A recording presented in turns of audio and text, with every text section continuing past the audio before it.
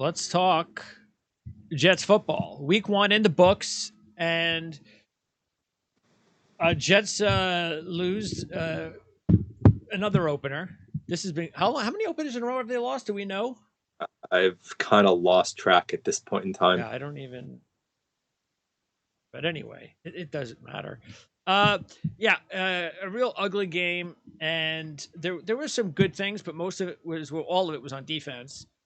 Special teams was awful. Joe Flacco's terrible.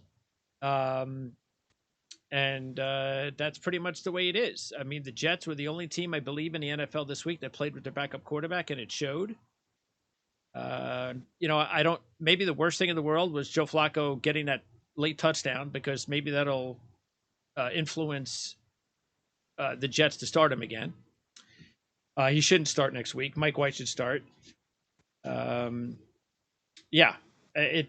again, I don't think it was as bad as it was because of the fact that the defense really played well and nobody got hurt. So everybody's coming back next week. There's the ringing endorsement part. Nobody got hurt. It's a bad week when your highlight is nobody got hurt. Well, on defense, because our defense played really well. I don't know about really well. Man. What do you want him to do? Duvernay blew by Hall for a touchdown. I thought they played okay. How many yards did they give up? I don't remember off the top of my head. Look, they gave up less than 300 yards in the game. They played relatively well. Look, and the offense stunk. And that's what happens when the offense stinks. Your defense is gonna be on the field longer than it should, and you're gonna give up plays. And Jackson had one play where I'm watching going, how the heck do they not get the sack or prevent us from getting the first down on 3rd and 10? That was a brutal play. Sure. I thought the coverage on the last touchdown, the bomb to Bateman, I don't know where the defense was on that one at all. No. The corner and the safety were completely non-existent. Again, I think they showed at the point when it was like in the third quarter, late in the third quarter, they showed, I think, after the Baltimore touchdown.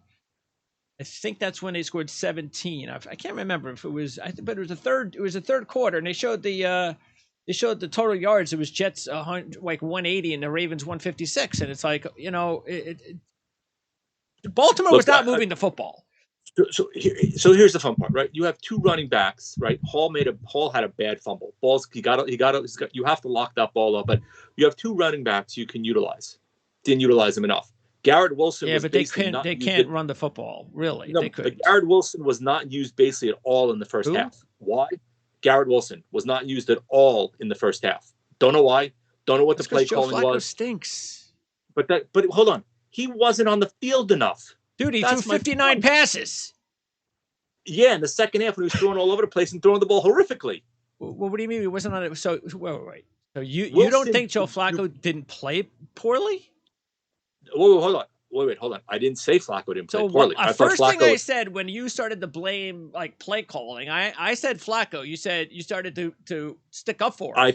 I thought Wilson should have been on the field more, is what I said. Garrett Wilson was not on the field enough in the first half. Does it matter, though, if Flacco can't throw the ball anywhere on time? I'm not going to completely... Look, the fact is he's too old. So if he doesn't get rid of the ball fast enough, he's going to get sacked. He's going to get pressured. Right. And if you're not establishing the line of scrimmage and running the football correctly, you're putting too much pressure on a guy that can't win for you. So it's like, this is what happens when you have your backup quarterback start. You're going to lose in these situations when you're not playing. Look, they lost 10 points in the game on special teams. 10. You can't give away 10. They had the 3 missed field goal, and they had the terrible punt that gave Baltimore the ball at the Jet 40, and they scored a touchdown. 20-yard punt by Man. So that's 10 points brutal. From special teams when you're not playing well enough on offense. So that's just the way it is. This is the thing that's just so infuriating is not seeing. Look, if you're gonna lose, you're gonna lose. Okay, it's just. I want to see my quarterback there, and it's his fault. It's not anybody else's fault. Zach's fault, and he's got to get out there and play. And like I said at the open, unfortunately, we're going to wind up seeing Joe Flacco again next week. I know it. I think all the chatter of, hey, if they're 3-0 when Wilson's Yeah, ready to right. come back, do you start Flacco? Well, you can kind of toss that one out in the garbage because that's not going to be Yeah. applicable. I mean, first of all, look, I almost considered buying tickets for today's game, and I'm very happy I decided against it. Supposedly that the MetLife fans were screaming, "We want Mike White" in the third Good. quarter of that game, which I Good. can Love completely it. understand. Love it. I'm also a little surprised they didn't go to White to give the team a That's spark because they because they feel had nothing under there's Flacco. too much respect they have for Joe Flacco. You know, I have seen this story before. And a lot of Jet fans that are young have not. The story of a defensive head coach named Herm Edwards who was was just blindly allowing Vinny Testaverde to play about 5 games or 4 games more than he should have and not let Chad Pennington play. It was because, this is what's going on. They're seeing him in practice, and he looks good in practice because he's an old guy. He can still zing it, just like Testaverde. He knows what he's doing. He's a great practice guy. And so they feel comfortable with Flacco out there because they feel, oh, and he's also a nice guy. And they remember everything Flacco did for Joe Douglas, and Saleh likes him. And this is not good. They have got to get rid of this likeness for Flacco and let White play if Flacco is not going to be effective. If you think way back when Testaverde got hurt and they stuck with Tom Tupa instead of going to Ray Lucas, Yeah. if Parcells had gone to Lucas, they actually might have made the playoffs that year okay. because of the way they rallied. Sit here and criticize Bill Parcells. That ain't going to happen. Well, I mean, again, I don't think Parcells walked on water with everything either. I think he was a great coach. Let's not make believe he was perfect either. If they had a healthy Vinny Testaverde that year, we were the Super Bowl favorites. I agree with you. And also, if Herm Edwards had, basically not had conservative play calling, they might have won the playoff games that year also. But again, the point is that you have a defensive coach who doesn't understand who the starting quarterback should be. And I just and I don't blame the fans. Good, I'm glad the fans said what they said. It's not acceptable. It's completely not acceptable. And nobody's saying that the Jets should be winning games with backup quarterbacks anyway. But when the guy is ineffective, you just don't stick with him to stick with him. It's sickening. I agree. It's not right. It's not right. It's not fair to the rest of the team. But that's the way that it is because Zach Wilson wants to run around in preseason games and well, hold on. I'm not going to blame Wilson for trying to make a play. Now, you could argue he needs to be smarter and conservative. Thank you. He's also a young quarterback who's only in his second year. And he's been injured in his second year. I agree with you. And again, not ideal. No. Again, but again, that needs to be made clear then by the offensive coordinator and the coach to say, hey, be conservative. He already said smart. It in his press conference. He's not going to. He says, I'm still going to do what I do. No. That's just the way. And look, that's okay. It's just that I hope, he can't have brittle bones. Other than nobody getting hurt today, were there any other positives you saw? Yeah, the defense, like I said, if the offense was effective, the defense would have even been better. The defense obviously gave up, several big plays, but throw out the couple of big plays and Baltimore did nothing.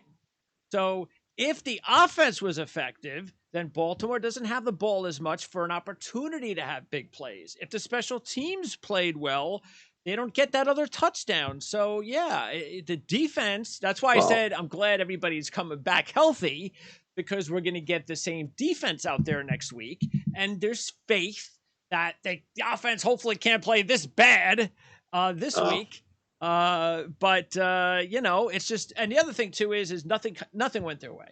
I mean, if you take a look at it, they got robbed a couple of times early in the first half by bad calls. They had the kid caught the ball before he fumbled the ball and caught it. He hit the two feet went on the ground, and then he made a forward move. He gets hit. Ball was loose. Just would have recovered it in Baltimore territory. Didn't call a fumble. Called it an incomplete pass. Then the play when it was third down, when the defensive back against, I think it was Elijah Moore, clearly had all his jersey, didn't call it. That would have been a first down. It could have kept moving the ball. Then Conklin on third down has a first down and fumbles the ball backwards, so it's fourth down. So there was so many, and when it was 17-3, we finally get a big defensive play. We can't pick up the fumble. And you had Clemens right there with the ball right there, and he doesn't pick it up. There were a lot of little things that just did not. None of them went their way. Everything went against them. So I thought the offensive line was horrific. Yeah, I really don't think anybody on offensive line played well, including Tomlinson. Both tight ends were, for the most part, invisible. I mean, I discount the touchdown at the end because it means nothing. The fumble was the bigger play there. I saw some snippets of nice plays from Hall and Carter. Would have liked to seen a bit more. The wide receivers, Davis, I thought actually was decent. Wilson, when he finally got on the field, you could see that we can see the explosiveness that he has. And I thought more. By the way, that was another little thing that went against him. Wilson was making those great plays, and then he made one cut too many. If he would have just stayed straight on that last cut, he had a first down.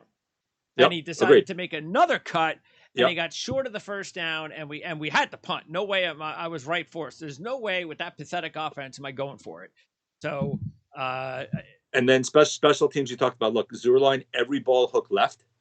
All three of his kicks hooked to the left. Even the one he made started right and hooked left. The missed field goal was left. The missed extra point was left. Mr. Man better get his proverbial you-know-what out of his you-know-what because he was brutal today. Yeah. Absolutely brutal today. And they're talking in the broadcast, well, he had to change his angle. He was going to go to the right. Then he decided to go to left. I don't care what he was doing.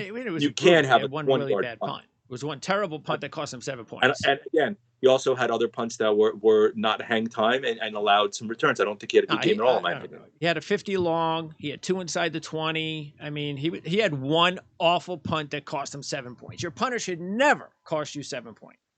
I don't care if I don't care if his other 6 were 55 yards. It's a bad day when your one bad punt costs your team 7 points. I agree. And yes, Zerline cost the team 4 points, I guess. So, it just that's just the way that it was. And so now we'll find out what happens this week. They're playing a Cleveland team. I watched that game. They're playing a Cleveland team that is not very pretty on offense, as you would expect. It's about stopping the running game. I think the defense, the Jet defense, can do that, because that's what Baltimore was, a little bit one-dimensional, and I think they should be able to do that. So it's going to come down to Joe Flacco again. We said it last week. It's about Joe Flacco. I think it's also the offensive line with Myles Garrett and those guys. The offensive line has to do a better job of keeping guys off of the quarterback, and the way Garrett and those guys can rush the passer. That's always the key, and Garrett is a guy who can blow up an offensive scheme, which we've seen in the past. I just don't know if that's possible. I mean, I don't know if Dwayne Brown's going to play or not. Created havoc. Baltimore's pass rush did create some havoc. Cleveland is a very good defense too. So I don't know if that's unless Dwayne Brown plays because he's not on IR, right? He is on IR. Now he's on IR. So it's not gonna look. They're off. So just get used to it. Flacco has got to elevate his game because he's not going to get much more playing time and not much more time. He's not. The Cleveland Browns have a very good defensive front, just like Baltimore. Well, if he's doing nothing at halftime and they look asleep, and the offense has no cohesiveness, and the game's 3-3, I think he's going to stick with Flacco. Okay. I think he's wrong. I don't even think he should start. I don't think White is the end all and be all either, agree. But at least it gives him some mobility back there, which Flacco lacks. Exactly. That is the point. And you shouldn't just be wasting these games and again, sure, if you want to give him a half next week, go right and do it. But, because again, look, Cleveland got beat on a couple of big plays late. They almost lost that game. Their secondary got torched a little bit. Yep. And so... and Baker Mayfield looked really awful early in that game. Until he hit Anderson. He had Anderson. He had there was the tight end he hit over the middle. It was wide open. That should have scored a touchdown. So, but he didn't look good at all for a while. Nope. So, if Flacco will have his opportunities, but yeah, they do have to run the football more. But they can't just run the football to try to run it. They were early in the game. There was moments that they just couldn't run the ball. So they try to mix in more passes, and I was okay with that. But, the thing I just can't stand with Flacco is that how old are you? On your first read at your age, if it's not there, you just got to get rid of the ball. Just get rid of the ball. You can't just stand there, man. You're going to get sacked. And then it was at least, what did they have, 1 turnover? Who? The Jets. Yeah, Hall's well, or two Hall's fumble. turnovers. Flacco's interception or Hall's fumble. And Flacco's interception. Okay. Yep. And they had what? They had an interception. DJ Reed. Yeah, but when it kind of Yeah, didn't mean much of anything. So, all right. So next week it's Cleveland. Where is that game? Yep. Cleveland, I think. That's good. Yeah, I don't think the Jets need another home game after that. So, Nope. and all right, so it is what it is, man. With no Dwayne Brown for 4 more games, this offensive line is going to be behind the ball when you have a aging quarterback and no Zach Wilson. So, but Zach's not on IR, so we have no idea when he's going to be back. So we can only keep our fingers crossed and hopes he comes back earlier than he's supposed to. Yep, and originally I thought he'd be back now, and of course he didn't have a setback, but now he's not back probably until week 4. Wilson, no setback, but he's not back until week 4 probably.